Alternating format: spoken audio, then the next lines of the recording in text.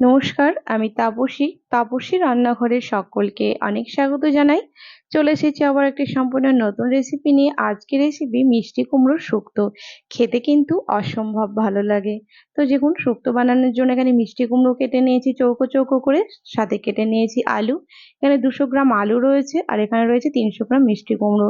এখানে রাঁধুনি আর সর্ষে রয়েছে।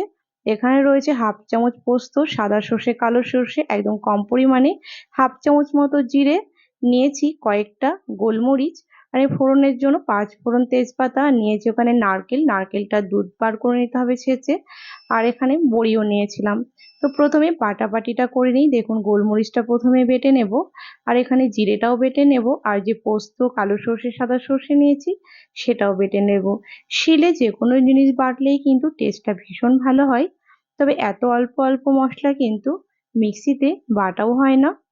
আর দেখুন, এখানে গোলমরিচটা প্রথমে আমার বাটা হয়ে গেল। এবার একে একে সবগুলোই বেটে নেব। এবার একটা পাত্রে এটাকে উঠিয়েও নিচ্ছি। তো যারা এখনো আমার চ্যানেলটিকে সাবস্ক্রাইব করেনি তাদের অনুরোধ জানাচ্ছি, যারা ইউটিউব থেকে দেখছেন প্লিজ আমার চ্যানেলটিকে সাবস্ক্রাইব করে পাশে থাকা বেল আইকনটি প্রেস করবেন, যেন আমি নতুন ভিডিও আপলোড করার সাথে সাথে নোটিফিকেশন প্রথম আপনাদের কাছেই পৌঁছে যায়। আর যারা ফেসবুক পেজ থেকে দেখছেন তারা প্লিজ পেজটিকে ফলো করে দেবেন। চলুন এবার এখানে জিরেটা বেটে নিই। জিরেটা বেটে নিলে এখানে যে সর্ষে আর কালো সর্ষে আর এখানে পোস্ত নিয়েছি সেটাকে একই রকম ভাবে বেটে নেব। তো চলুন, বাটাবাটির কাজটা হয়ে গেছে। এবার কড়াইটা একটু গরম করে এখানে অল্প একটু নিয়েছিলাম রাঁধুনি আর কালো সর্ষে, সেটাকে একটুখানি ভালো করে গরম করে নেব। একেবারে কিন্তু অনেকক্ষণ ধরে ভাজার কোনো প্রয়োজন নেই, জাস্ট গরম হয়ে গেলেই। দেখুন, ওটা আমার গরম হয়ে গেছে, সাইডে রেখে দিয়েছি। এবার দিয়ে দিচ্ছি সর্ষের তেল। এবার তেলটা গরম হতেই দিয়ে দিলাম বড়ি। এখানে আমি কলাই ডালের বড়ি নিয়েছি। আপনাদের কাছে কলাই ডালের বড়ি বা বিউলি বড়ি যেটা থাকবে সেটাতেই করা যাবে। তো এখানে বড়িগুলো একটু লাল লাল করে ভালো করে ভেজে নেব। তো দেখুন, বড়িগুলো খুব সুন্দর লাল লাল করে ভেজে নিয়েছি। এবার একটা পাত্রে বড়িগুলোকে উঠিয়েও নেব। শুক্তো খেতে কিন্তু আমরা সকলেই ভালোবাসি, আর এই গরমের দিনে কিন্তু শুক্তোটা একটু বেশি ভালো লাগে খেতে। তার জন্য চলুন এবার ফোড়নে দিয়ে দিলাম দুটো তেজপাতা, আর দিয়ে দিলাম হাফ চামচ মতো এখানে 5 ফোড়ন। এবার ফোড়নে কিছুক্ষণ ফোড়নটাকে নাড়াচাড়া করে নেব, ওই মোটামুটি 20 সেকেন্ড মতো। এবার প্রথমেই আলুটাকে ছেড়ে দেব, আর আলুটাকে ছেড়ে দিয়ে আলুটাকে ওই মোটামুটি 4-5 মিনিট মতো ভেজেও নেব। এখন মিষ্টি কুমড়োটা দেব না, আলুটা ভেজে নিয়ে তারপর মিষ্টি কুমড়োটা এখানে দেব। তো আলুটা একটুখানি ভেজে নেব। আলুটা দেখুন সুন্দর করে কিছুক্ষণ ভেজে নিয়েছি, 4-5 মিনিট মতো। এবার দিয়ে দিলাম মিষ্টি কুমড়োটা। এবার মিষ্টি কুমড়ো আলু একসঙ্গেও বেশ কয়েক মিনিট একটু ভেজে নেব।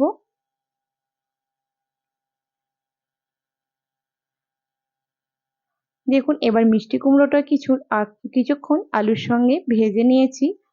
এইবার এখানে দিয়ে দেব আমি নুন। অনেকেই কিন্তু শুক্তো, যেহেতু শুক্তোতে আমরা অ্যাকচুয়ালি হলুদ দেওয়া হয় না, কিন্তু অনেকেই আছেন হলুদ না দিয়ে মানে খাবার খেতে চান না।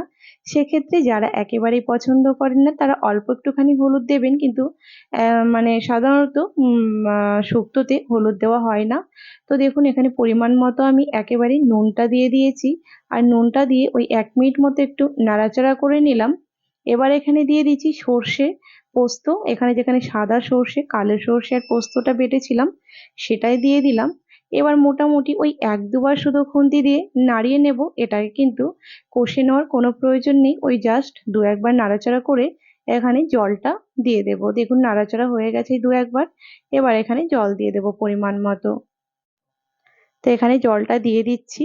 মোটামুটি এখানে ওই 1.5 গ্লাস মতো জল দেবো। এখানে 1 গ্লাস মতো দিয়েছি, আবার একটুখানি জল দেবো, কারণ এখানে যেহেতু শুক্তোতে বড়িটাও দেবো আর সেদ্ধও হবে, সাথে এখানে জলটাও টেনে নেবে। তার জন্য এখানে মোটামুটি আর ওই হাফ গ্লাস মতো জলটা দিলাম। ব্যাস, এবার 2-1 বার নাড়াচাড়া করে দেব, তারপরে ঢাকা দিয়ে দেব। যখন ফুটে উঠবে, যে বড়িগুলো আমি ভেজে রেখেছিলাম সেটা দিয়ে দেব। দেখুন, একদম ঝোলটা ফুটে উঠেছে। এবার যে বড়িগুলোকে ভেজে রেখেছিলাম সেই বড়িগুলো এবার দিয়ে দেব। ব্যাস, বড়িগুলো দিয়ে এবার একটুখানি নাড়াচাড়া করে নেব। তারপরে মোটামুটি ওই 6 থেকে 7 মিনিট মতো মিডিয়াম আঁচে ঢাকা দিয়ে রাখলেই কিন্তু খুব সুন্দরভাবে সেদ্ধও হয়ে যাবে। তো এখানে ওই 7 মিনিট মতো ঢাকা দিয়েছিলাম। আর দেখুন কত সুন্দর একটা শুক্তোর এখনই কালার চলে এসেছে।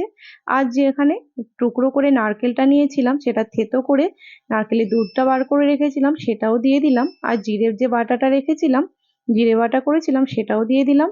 আর যে গোলমরিচটা বেটেছিলাম সেটাও দিয়ে দিলাম। অবশ্যই এখানে গোলমরিচ দেওয়ার চেষ্টা করবেন, তাহলে কিন্তু টেস্টটা ভীষণ সুন্দর হয়। এবার ভালো করে একটুখানি নাড়াচাড়া করে নেব।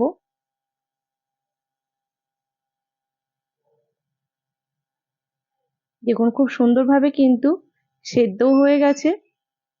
ব্যাস, এই নাড়াচাড়া করতে করতে কিন্তু শুক্তোটা রেডিও হয়ে যাবে। এবার দিয়ে দেব স্বাদ মতো চিনি।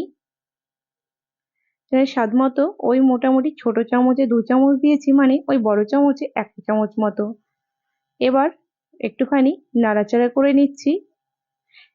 আর শুক্তোতে কিন্তু একটু ময়দা দিলে বেশ ভালো হয়, তার জন্য ওই 1/2 চামচ মতো ময়দা জলে গুলে দিয়ে দিলাম। দেবেন, তাহলে কিন্তু শুক্তোটা বেশ ভালোই লাগে খেতে। এবার ভালো করে নাড়াচাড়া করে নেব। এরপর যে ভাজা মশলাটা করে রেখেছিলাম, সেটা পরে আমি ঠান্ডা হতেই গুঁড়ো করেও রেখে দিয়েছি। বেশ কিছুক্ষণ দেখুন ময়দাটা দিয়ে 2-3 মিনিট এখানে ফুটেও গেছে। এবার ভাজা মশলাটাও এখানে দিয়ে দিচ্ছি, আর সাথে দিয়ে দেব অল্প একটুখানি ঘি। এই সর্ষে আর রাঁধুনির এই ভাজা মশলাটার গুঁড়োটা দিলে কিন্তু ভীষণভাবে একটা ফ্লেভার আসে, শুক্তো খেতে কিন্তু অসম্ভব ভালো লাগে। ঘিটাও দিয়ে দিলাম। এবার গ্যাসটা বন্ধ করে ঢাকা দিয়ে রেখে দেবো। আর ঠিক যখন খাওয়ার মুহূর্ত হবে, তখন কিন্তু একদম ঢাকনা খুলবো আর তখনই পরিবেশন করবো। দেখুন অনেক সময় দেখুন একদম রেডি হয়ে গেছে। এবার একটা পাত্রে নামিয়েও নেব। আর দেখেই নিশ্চয়ই বুঝতে পারছেন শুক্তোটা কতটা সুন্দর হয়েছে দেখতে। খেতে বিশ্বাস করুন অসম্ভব সুন্দর হয়েছিল। তো আপনারাও এরকম ভাবে মিষ্টি কুমড়োর কিন্তু শুক্তো বানিয়ে নিতে পারেন। তো আমার রেসিপি যদি আপনাদের ভালো লেগে থাকে, তাহলে কিন্তু লাইক শেয়ার করতে ভুলবেন না।